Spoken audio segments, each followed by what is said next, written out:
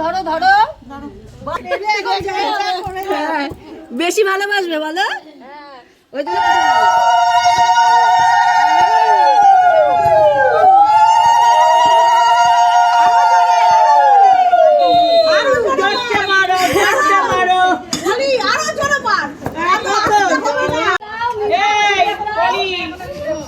জন্য কখন হবে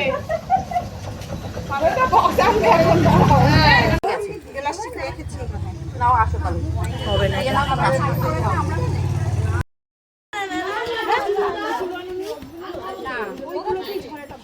আমি একটু নিয়ে থাকলাম